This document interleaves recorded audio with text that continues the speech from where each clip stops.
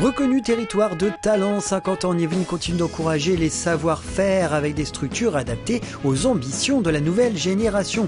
Ce mois-ci, nous rencontrons donc des jeunes talents du territoire et nous débutons à Magny-les-Hameaux avec Paul, 21 ans, un jeune designer, créateur avec ses amis de Toxic Instruments, une guitare unique et particulièrement innovante.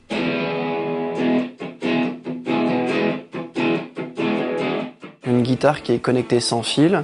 Visuellement, j'ai séparé les zones donc, de prise en main et les zones techniques en fait. Vu que ces parties-là, elles sont séparées visuellement, on va pouvoir les enlever et changer la forme, les couleurs, les matières pour vraiment adapter l'instrument à notre personnalité et à notre vision de l'instrument. Un instrument que Toxic connaît particulièrement bien puisqu'une partie de l'équipe est à l'origine du festival Food Rock qui a lieu chaque année à Magny-les-Hameaux. Pouvoir avoir une liberté de mouvement accrue. C'est vraiment ça qui nous semblait important également, c'était de pouvoir vraiment bouger. Moi je sais que quand je joue de la guitare, je suis dans ma chambre et je supporte pas avoir un fil à la patte, quoi. On a fait un test avec un guitariste d'un groupe assez connu qui a testé notre guitare. On était à 10 mètres de l'ampli et ça marchait plutôt bien. On s'est dit, notre sangle, elle a besoin d'être adaptable et on va pouvoir la régler. Vous avez vu, c'est vraiment juste avec un seul doigt, c'est vraiment adaptable et ça se fait très très rapidement. Aujourd'hui, Paul et ses complices sont prêts à lancer une pré-série d'instruments. Ils ont fait un appel de fonds sur la plateforme KissKissBankBank et ils ont encore plein d'idées en tête. Notre but ultime, effectivement, c'est de connecter à Internet et de pouvoir faciliter le transit des informations entre guitaristes. Espérons que ça roule pour eux aussi bien que pour Alan Brachet, un Nini montain de 17 ans, véritable prodige du triathlon. Formé au Triathlon Club de Saint-Quentin-en-Yvelines, il fréquente assidûment le gymnase des Pyramides à Voisins-le-Bretonneux et la piscine de Guyancourt. Au championnat de France de triathlon, j'ai fait 2e, donc une très bonne place. Il y a 2 ans, j'ai tout gagné. J'ai gagné le championnat de France de triathlon, celui de duathlon et d'aquathlon. J'ai gagné les championnats du monde scolaire, c'était il y a 2 ans, donc à Porto Rico. Un palmarès exceptionnel qui nécessite un entraînement régulier et des sacrifices. J'ai commencé le triathlon à l'âge de 6 ans. C'est mon père qui en faisait déjà, et du coup je l'ai suivi dans ce sport. Il faut beaucoup de détermination déjà, ça c'est évident. Et vraiment une grande volonté, ouais. Bah, ça peut aller de 16 heures à, ça peut aller même jusqu'à 25 heures en stage. Et en semaine, en grosse semaine avec les cours, ça peut aller à 22 heures d'entraînement. J'enchaîne beaucoup les cours et l'entraînement après. J'ai pas beaucoup de temps libre. Cette année, j'aimerais bien aller au championnat d'Europe junior. Et elles aussi, elles en connaissent un rayon pour ne pas vous laisser partir en roue libre. Elles s'appellent Laure et Lila, elles ont respectivement 26 et 27 ans, elles sont psychologues et elles ont monté à Guyancourt avec l'aide de la maison de l'entreprise de Saint-Quentin-en-Yvelines, le cabinet Discover, pour réinventer l'apprentissage. Il y en a beaucoup de petits patients qui viennent nous voir en disant que l'école ça les ennuie, ils n'ont pas envie d'y aller, le monde a beaucoup changé et est très stimulant en dehors de l'école.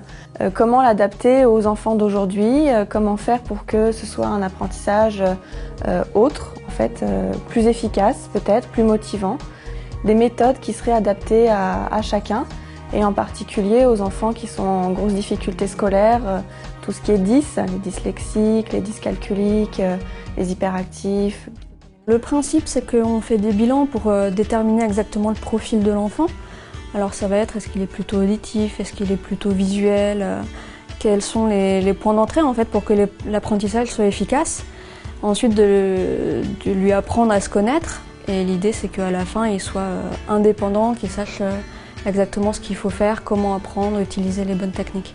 C'est vraiment très efficace, surtout pour ramener aussi la confiance en soi des enfants. Des méthodes qui ont fait leurs preuves et qu'elles se proposent de partager à la faveur de formations à destination des parents, des enseignants et des éducateurs qui souhaiteraient aider les enfants en difficulté scolaire. Direction maintenant la fac de médecine de l'université de Versailles-Saint-Quentin-en-Yvelines. Nous y retrouvons Georges Gorayeb, un Vicinois de 20 ans, étudiant en 2e année et membre de l'association Poème. Il s'est investi dans le projet de solidarité internationale SAMBA, un acronyme qui signifie 6 amoureux de la médecine bâtissent l'avenir. Et donc on va au Brésil, dans la plus ancienne favela de São Paulo, pour rénover des salles de classe, les agrandir. C'est les salles de classe d'une association franco-brésilienne qui est déjà là-bas, qui s'appelle Arcado Saber. Cette association œuvre pour la réinsertion et pour la formation de jeunes issus des quartiers des favelas justement. Et donc on va là-bas pour apporter les fonds nécessaires, pour acheter le matériel nécessaire à cette réflexion. Puis en même temps on va faire de l'animation pour ces enfants. J'ai trouvé intéressant de m'investir dans un projet de solidarité internationale. C'est la première fois que je le fais. Et donc aller voir les populations, leur apporter un peu de soutien moral, un peu de bonheur. Il faut trouver le temps de s'engager, il faut récolter les fonds nécessaires. Donc il faut récolter 5 000 €, ce qui est beaucoup. Donc il faut vraiment trouver le temps de faire des stands comme on le fait à la fac en ce moment. Trouver des places au niveau par exemple du marché pour pouvoir vendre et promouvoir notre projet. Et il faut avoir un sens humain, il faut bien sûr aimer aider les gens, être proche d'eux, mais a priori quand on fait des études de médecine, c'est quelque chose qui doit être acquis. Sachez qu'ils payent leur billet d'avion et leurs vaccins sur leur propre denier. Par ailleurs, si vous souhaitez les aider à financer leur projet, rendez-vous sur le site de l'association Poème. Direction maintenant La Verrière où nous retrouvons Caliste Tofoun, 24 ans, qui est à la fois producteur, manager et directeur artistique à la tête de Keys Productions. Structure sur laquelle il travaille depuis qu'il a l'âge de 16 ans, soutenu par des partenaires privilégiés tels que le Scarabée ou l'espace culturel Aimé Césaire. Dénicher des talents, essayer de travailler avec l'artiste en fait à trouver une couleur artistique en fait à son projet et à ses chansons. Parfois peut-être retoucher aussi un peu les textes avec lui et la musique. Et ensuite en fait une fois que toute la partie musicale est sur pied et est faite, donc l'enregistrement, il y a à nous de travailler pour essayer de le faire connaître. Et ça passe aussi par la scène, des festivals, des premières parties et puis au fur et à mesure après travailler aussi sur un album et faire sortir ce projet-là. C'est appeler, relancer, envoyer des mails, faire de la prog, essayer d'être au courant de tous les nouveaux festivals, de toutes les salles en fait qui s'ouvrent et qui sont ouvertes à la programmation. Donc c'est à nous d'aller vers ces programmateurs-là et d'essayer de leur proposer notre artiste et de leur vendre notre artiste en fait. Et Caliste s'occupe également de la communication, des plaquettes, des flyers et gère les clips et les photos en lien avec des professionnels qui l'accompagnent depuis longtemps. Il est en ce moment occupé avec 2 artistes en qui il croit dur comme fer. Ambre qui est une artiste pop urbaine, soul et Deika qui est plus hip-hop chanson et musique urbaine. Ambre a 20 ans et elle aussi, elle est verriéroise.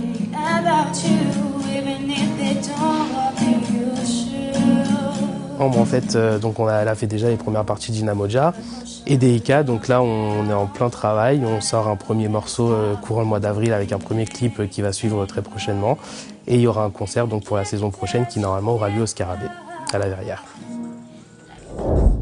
Et on peut dire qu'eux aussi, ils connaissent la musique, mais dans la création audiovisuelle. Ils s'appellent Hélène et Romain, ils ont 22 et 24 ans. Ils ont été formés à l'Institut international de l'image et du son à Elancourt. C'est là qu'ils se sont rencontrés et c'est là qu'ils ont eu l'idée de créer leur web-série.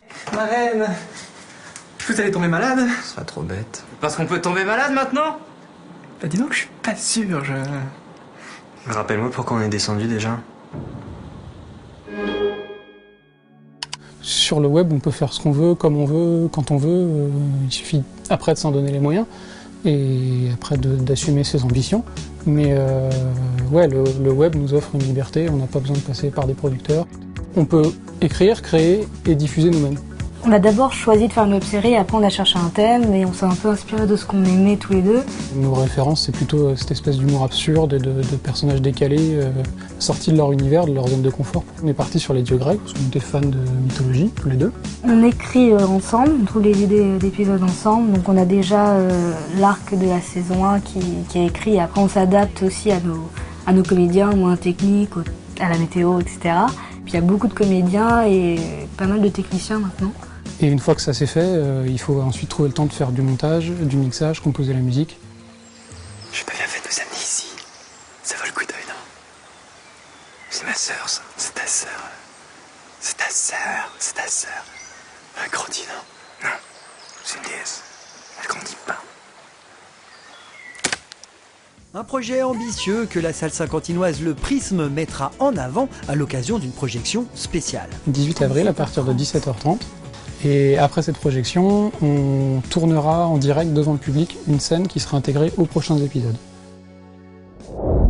Et nous terminons notre série de portraits avec Fabio Da Silva, un trappiste de 24 ans à la scolarité brillante et qui est entré en 2006 à la fac de médecine de l'université de Versailles-Saint-Quentin-en-Yvelines.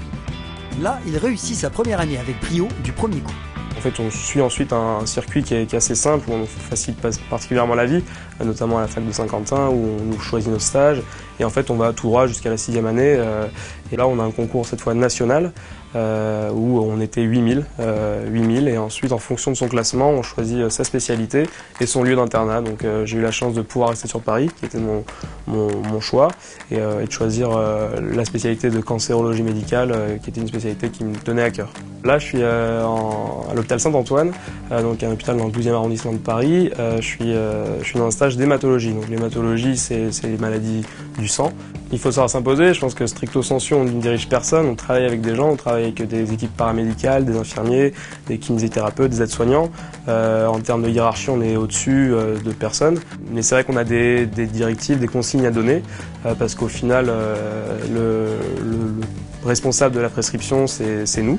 On sait qu'on a des vies entre les mains, on sait qu'on n'est pas seul, qu'on n'est pas isolé, qu'on n'est pas laissé à l'abandon, que les situations difficiles, on a toujours le chef, le senior qu'on peut appeler.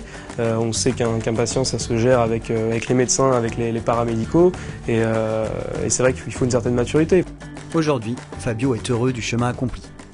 Si on en est là, c'est parce qu'on a eu des parents qui, même venant d'un milieu ouvrier et n'ayant pas voir leurs enfants réussir des études, je pense que c'est pour les remercier et les récompenser de tout ce qu'ils ont fait pour nous et de leurs efforts qu'ils ont fait pour nous.